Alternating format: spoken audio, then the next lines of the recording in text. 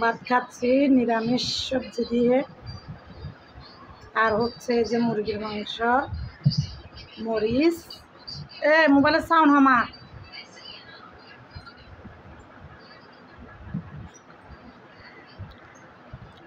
নিরামিষ সবজির সাথে কি কি সবজি? এই যে আলু দেখতে পাচ্ছেন, কাঁকরোল, চট্টগ্রামের ভাষায় ফরুল।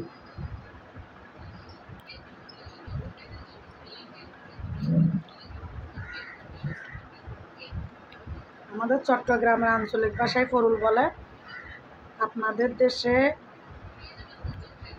কি বলে জানি না, তবে বইয়ের ভাষায় দুন্দুল বলে।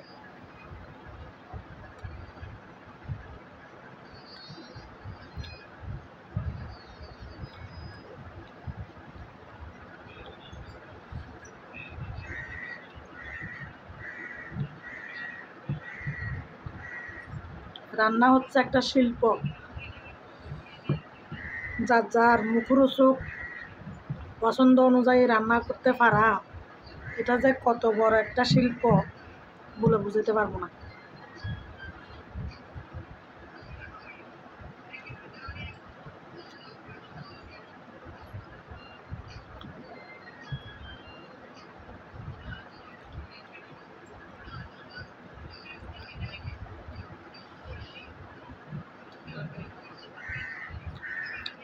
প্রত্যেকটা কারোর একটা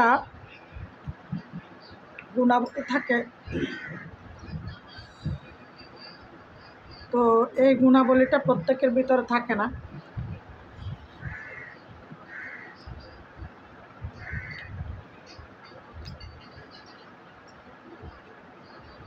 আমি যে নিরামিষ সবজিটা রান্না করছি, এখানে মাছ, মাংস, শুটকি কিছু দিই না, কিন্তু মাশাআল্লাহ আলহামদুলিল্লাহ এত মজা হয়েছে।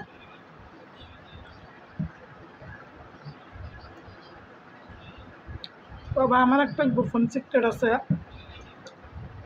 আমার হাতের তালুতে তিল আছে। আমি শুনছি হাতের তালুতে, মানে হাতে তিল থাকলে নাকি রান্না স্বাদ হয়। জানি না কতটুকু সত্য, আপনাদের জানা থাকলে একটু জানাবেন তো কমেন্ট করে।